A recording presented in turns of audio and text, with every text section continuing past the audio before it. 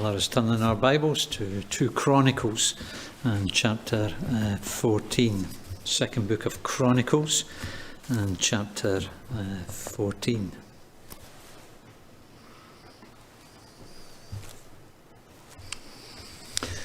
If reports in the media are to be believed, then the entire English-speaking world is on the edge of its seat, waiting to hear what Harry and Meghan have to say about the British monarchy. How much of it will be true and how much of it will be justified remains to be seen.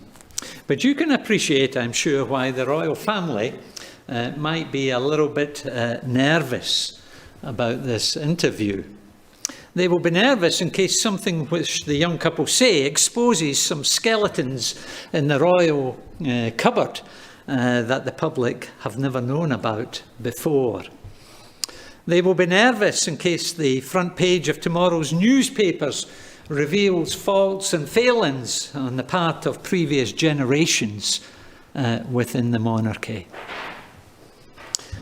And if some of Judah's monarchy had still been around at the time to worry about it, they too might have had similar concerns about some of the things reported in 2 Chronicles 14. I say that because these chapters do reveal some skeletons in the cupboard as far as life within the southern kingdom of Judah was concerned, including the royal family of Judah. Since the division of the nation back in chapter 10, this inspired historian has concentrated primarily on life within the southern kingdom of Judah, and it's probably fair to say that it's been a reasonably positive picture that has been painted, at least in terms of religious life within Judah.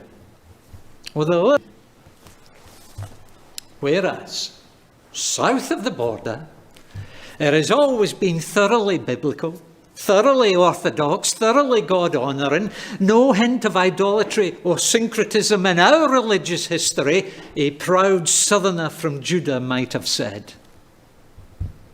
Until, that is, 2 Chronicles 14 was published.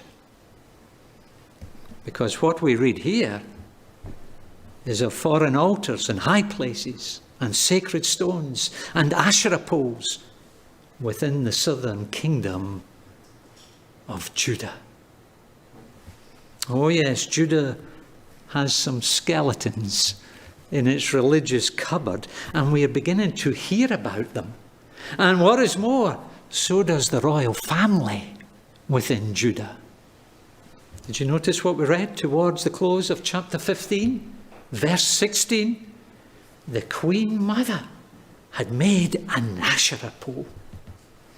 And so the southern kingdom of Judah has certainly had its fair share of false pagan religion, at least in the past, if not still in the present. But thankfully, that is all about to change now that we've reached chapter 14. And the first thing that we see in this chapter is in verses 1 to 7. And there we see the worship of a jealous God. The worship of a jealous God. Now, bearing in mind that this historical record was originally written for the generation of God's people who had returned from exile in Babylon, that generation may have been a little bit puzzled on reading the opening verses of chapter 14. They might have thought to themselves, that's strange. That's strange. I wonder how those foreign altars and those sacred stones, I wonder how they came to be in Judah in the first place. Can't ever recall hearing of someone introducing such things into the religious life of the southern kingdom. Well, if the chronicle account was all that they had to read, then it's not too surprising that they were a little bit puzzled. But if, like us, they had access to the other account, i.e. the book of Kings, then they shouldn't really have been puzzled, because 1 Kings 11 tells us how these things came to be in the land of Judah. And it was, believe it or not, it was the great King Solomon, of all people, who was responsible for a lot of this pagan stuff. Verse 7 of 1 Kings 11 tells us that on a hill east of Jerusalem, Solomon built a high place for Chemosh, the detestable god of Moab, and for Molech, the detestable god of the Ammonites. He did the same for all his foreign wives, who burned incense and offered sacrifices to their gods.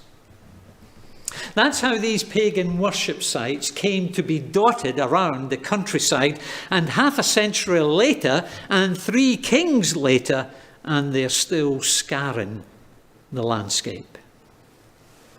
But not for much longer, because there is a new king in Judah, and his name is Asa. And although the Chronicle account doesn't tell us how the pagan altars came to be in Judah, it certainly tells us how they came to be removed from Judah.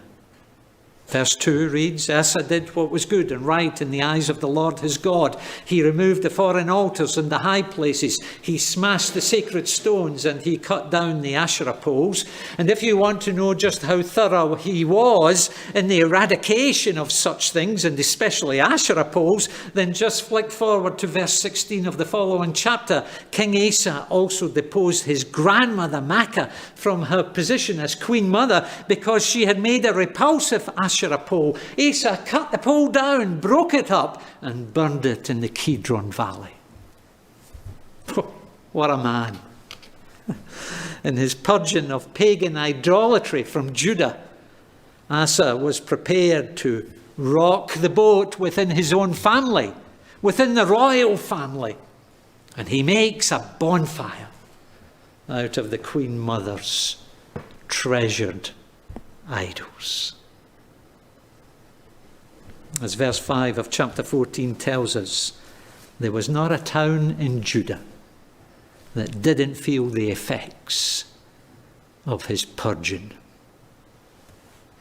And sandwiched between the demolition of verses 3 and 5, we read these words in verse 4. He commanded Judah to seek the Lord, the God of their fathers, and to obey his laws and commandments. Do you see the twin aspects to Asa's reforms? On the one hand, he's removing the idols. And on the other hand, he's commanding Judah to seek the Lord. And it's because he did both of those things that he's commended in verse 2 as being someone who did what was good and right in the eyes of the Lord. And it's because he did both of those things so thorough that he and the kingdom were greatly blessed in verses 5 to 7. But can you imagine what would have happened if Asa had just done one of those things and not the other? For example, let's imagine that he just did the demolition of verses 3 and 5, but never gave the commandment of verse 4. Do you know what that would have created within Judah? That would have created a worship vacuum, and that would have been a disaster. In their coverage of the Pope's visit to Iraq, our news channels have made the point that the persecution of the historic Christian communities in the country of Iraq has increased dramatically since the removal of Saddam Hussein from power. That is because Saddam Hussein's downfall created a power vacuum. And what usually happens in such cases is that the vacuum very quickly fills up with something worse than what was previously there. And if that is true with regards to political power, it is certainly true with regards to religious worship. Worship vacuums don't last very long, if they exist at all. And so if Asa had simply removed the poles and the altars but did nothing else, the population of Judah would very quickly have found something else to worship. Because, as Romans chapter 1 makes clear, man is by nature and by instinct a worshipping creature.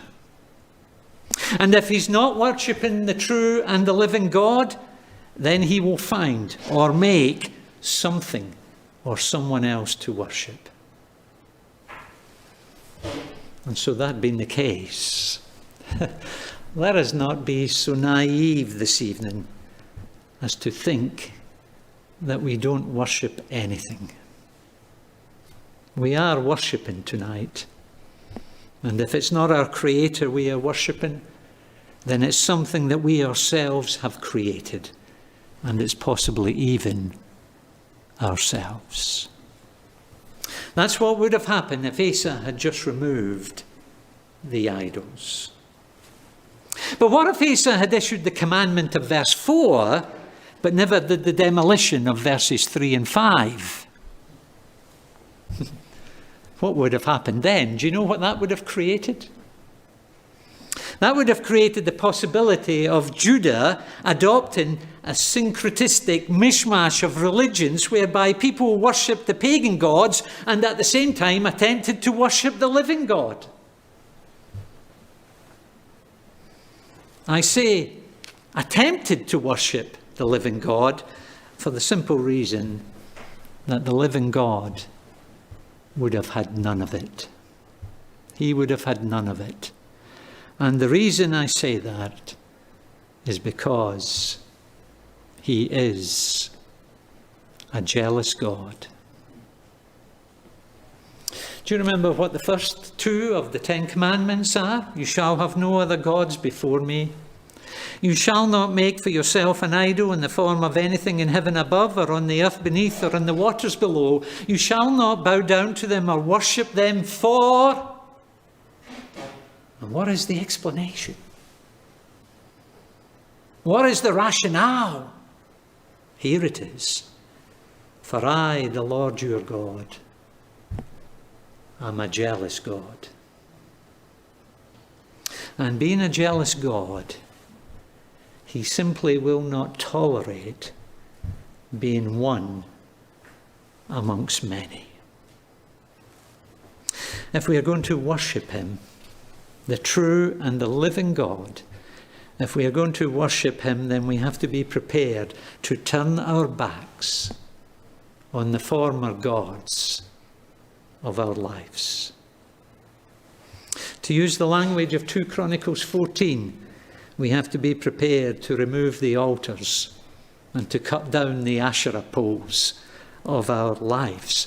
That is why the conversion of the Thessalonian Christians, the Christians who were in the first century city of Thessalonica, their conversion is described in these words. 1 Thessalonians 1 verses 8, 9 and 10.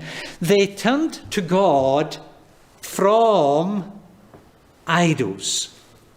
Please note, they didn't turn to God and bring their idols with them. They didn't turn to God and keep their idols on board. No, they turned to God from idols to serve the living and the true God and to wait for his Son from heaven, whom he raised from the dead, Jesus, who rescues us from the coming wrath. That's how they became Christians. They turned their back on their former idols, and they turned to serve the living and the true God, and they put their faith and trust in his Son, Jesus Christ, because they recognized it was only him who could possibly save them from the wrath of God on a coming day. They turned to God from idols. That's how they became Christians, and 2,000 years later, becoming a Christian still requires that turning to God from idols. That is what it means to worship a jealous God. And for those of us who are Christians this evening, well, If Asa had not gone to the trouble of demolishing those altars and burning those poles, the believing people of Judah would have constantly faced the temptation of giving their worship to something or someone other than the living God. You can imagine as they're walking down the street in Judah and they passed the shrine and the temple and the altar, there was the temptation always to turn their back on the living God and give their worship to the true God. And so for the believing people of that day, if he had not eradicated the idols, it would have been a constant temptation to worship something in life other than the real God. And for believing people today, that can still be a temptation. Oh, come on, you may be thinking to yourself, come on, I've no desire whatsoever to worship an Asherah pole. In fact, I wouldn't even know what it looked like if I was to bump into one. And you're right. But what you need to know is that there are plenty of other idols that you could easily bump into in your life from day to day. There's no shortage of them. Things and people and projects and agendas which, given half a chance, could so easily become the object of your love, the object of your devotion and your allegiance, and in doing so, occupy the place of God within your life.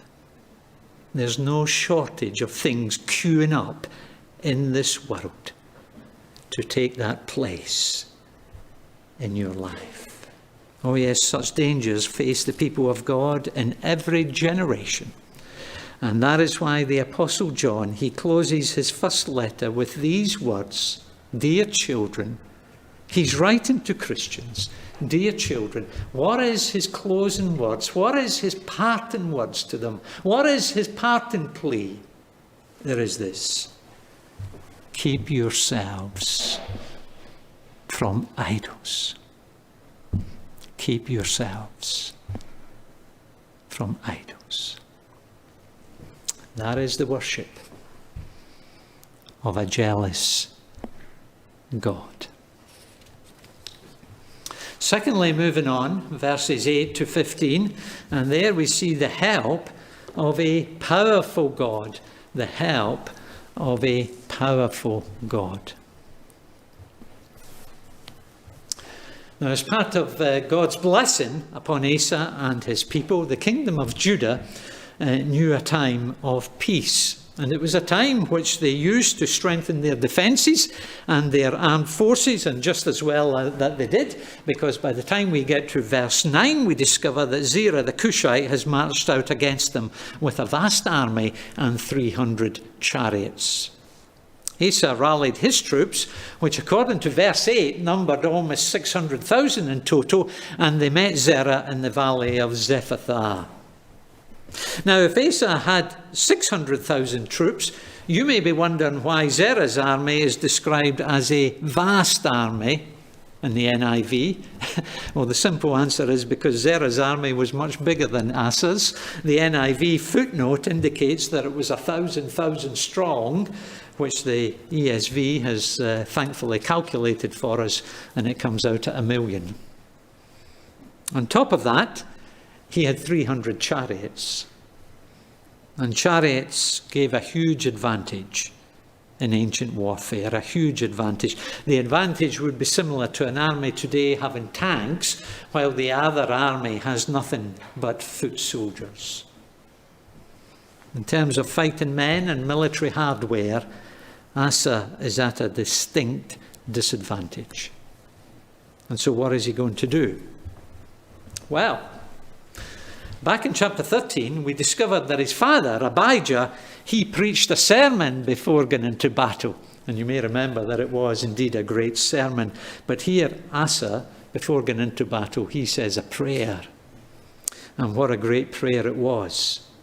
Lord, there is no one like you to help the powerless against the mighty. Help us, O Lord our God, for we rely on you, and in your name we have come against this vast army. O Lord, you are our God. Do not let man prevail against you. It's a prayer that begins by acknowledging the holy separateness of God.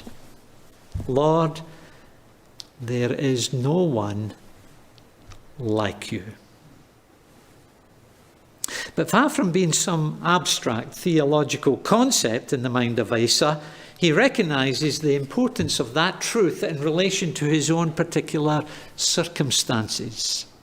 Lord, there is no one like you to help the powerless against the mighty.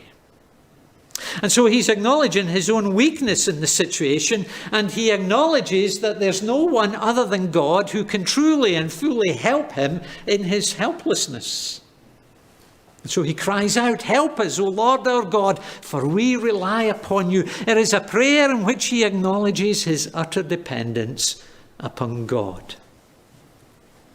And what we discover in the remainder of the chapter is that this infinitely powerful God hears and comes to the rescue of Judah in their powerlessness. For example, verse 12, the Lord struck down the Cushites before Asa and Judah. Verse 13, such a great number of Cushites fell that they could not recover. They were crushed before the Lord and his forces. Verse 14, they destroyed all the villages around Gerah, for the terror of the Lord had fallen on them. 3 times in 3 verses, the Lord is mentioned. So do you see the central and crucial role which the Lord played in this victory? It was a victory which demonstrates the infinitely superior power of God.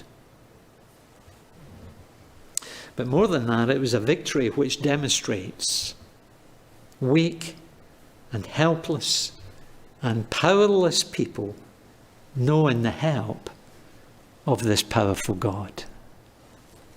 Victory demonstrates the truth which Asa expressed prior to the battle commencing, and that was, Lord, there is no one like you to help the powerless against the mighty.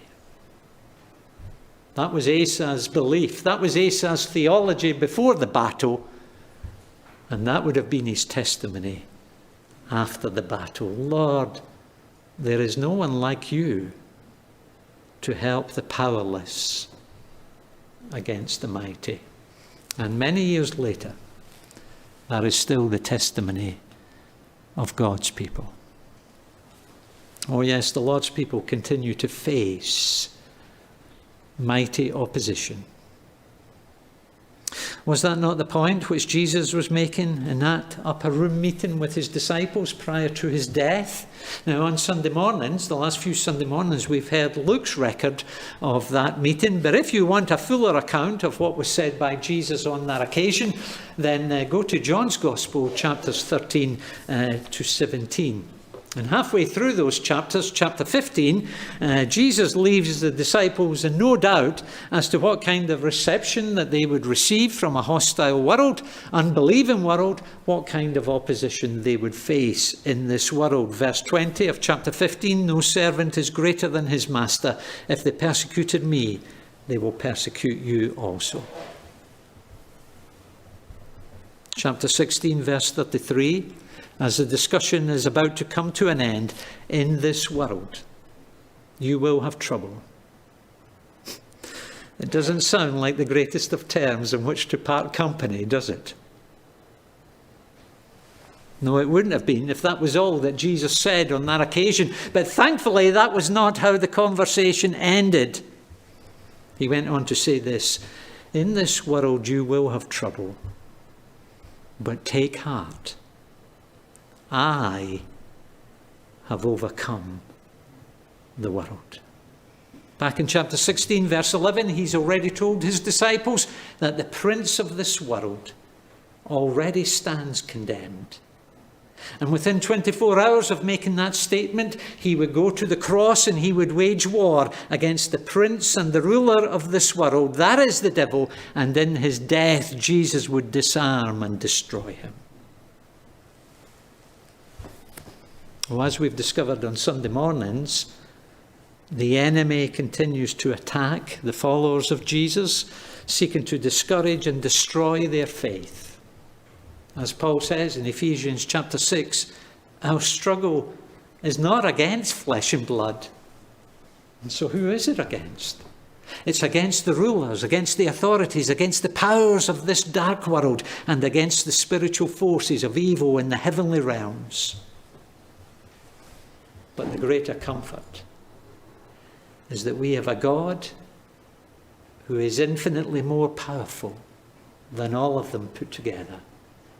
And having already demonstrated that infinitely greater power in his victory over the devil at the cross, we can say with Asa in 2 Chronicles 14, we can say, Lord, there is no one like you to help the powerless against the mighty. Help us, O Lord our God, for we rely on you. And to those who express such dependence upon our victorious, conquering, all-powerful Lord, he is faithful. To use the words of 2 Thessalonians 3 verse 3, he is faithful and will strengthen us and protect us from the evil one. To use Paul's illustration in Ephesians 6, he has provided us with the armour that is required so that, verse 13, when the day of evil comes, we may be able to stand our ground, and having done everything, to stand.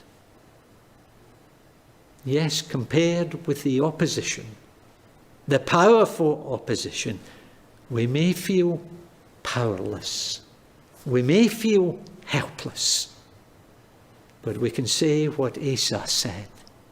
Lord, there is no one like you who can help the powerless against the mighty. That is the help of a powerful God. Thirdly and finally, chapter 15, and there we see the word of a faithful God. The word of a faithful God. Now, as chapter 15 begins, we read of a man called Azariah speaking to Asa, a prophet, and the fact that we are explicitly told that the Spirit of God had come upon him on this occasion, we can take that to mean that Azariah is delivering God's word to Asa on this occasion. This is not something that this man Azariah has just thought up. Okay, this is God speaking through his prophet. It was a word which reminded Asa of the terms of the covenant which God had established with his Old Testament people. Verse 2, the Lord is with you when you are with him. If you seek him, he will be found by you, but if you forsake him, he will forsake you. And then from verse 3 through to verse 6, we have a record of those principles being worked out in the past history of God's people. And it's most likely a reference to the period of the Judges. Having forsaken the Lord, they were without the true God. Verse 3, without a priest to teach and without the law.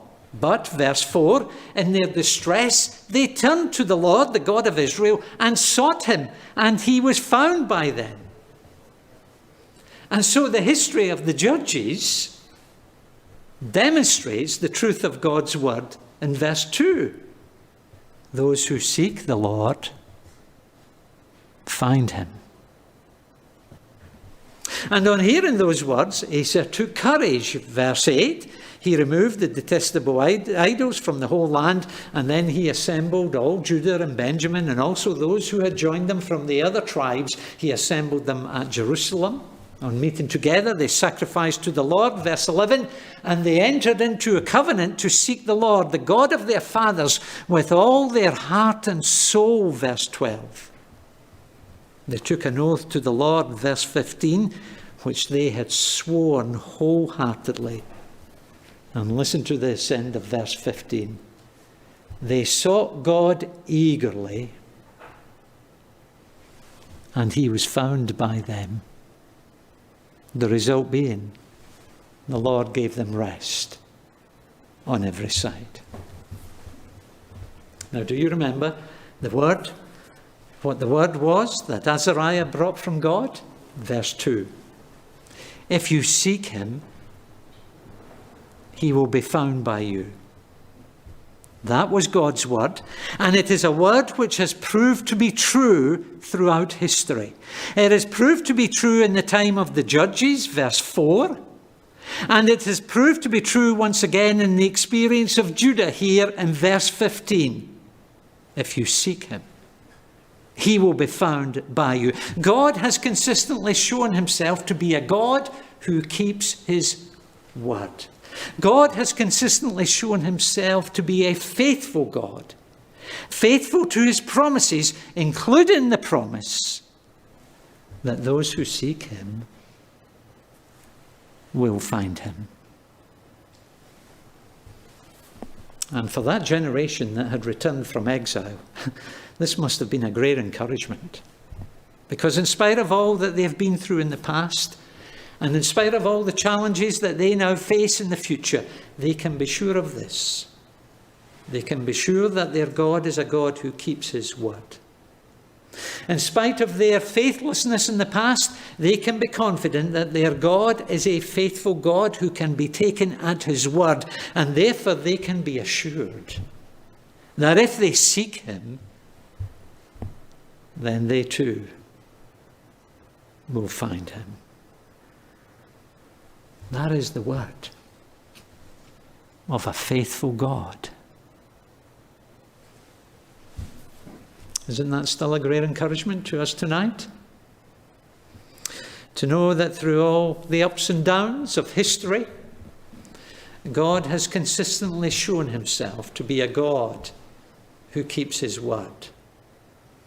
Whatever the faults and failings and the faithlessness of his people has been at times, and there has been plenty of them, both in Old Testament and New Testament eras, right up to the present. But whatever faithlessness there has been on our part, he has remained faithful. And therefore we can wholeheartedly trust him tonight, trust him to keep his word, trust him to keep his promises. We can take him at his word tonight, including this word, that those who seek him will find him. Whether that be seeking him for the very first time, or whether that be seeking him for the umpteenth time, those who seek him will find him. And therefore, if you have never sought the Lord, if you have never come to God for the forgiveness and the cleansing that you desperately need, then can I encourage you to do so tonight? Can I encourage you to do what we read of those people in first century city of Thessalonica doing earlier? Can I encourage you to turn from your sin and to trust in the sufficient sacrifice for sin that God has provided for sinners like you and me in the death of his Son, Jesus Christ? Seek the Lord. Go to him. Seek the Lord for the eternal salvation that you need tonight. And on the assurance of his word, and on the basis of his promise-keeping track record throughout history, I can assure you tonight that if you genuinely, sincerely seek him, for that forgiveness and that cleansing in the blood of Christ, which we need afresh tonight, and if we do so, then the promise of God's word and the clear testimony of history is that those who seek him, whether it be for the first time, the 10th time, or the umpteenth time, those who seek him will find him. As the prophet Isaiah said centuries ago, he said, "Seek the Lord while he may be found. Call on him while he is near. Let the wicked forsake his way, and the evil man his thoughts. Let him turn to the Lord. And what kind of response will he find? What kind of reception will he get on turning to the Lord? Let him turn to the Lord, and he will have mercy on him. Let him turn to our God, for he will freely pardon. Isn't that great news? Those are not my words. Those are the words of a faithful, promise-keeping God, that those who seek him will find him. Three things that we see in 2 Chronicles 14 and 15. Firstly, we see the worship of a jealous God. Secondly, the help of a powerful God. And thirdly, the word of a faithful God.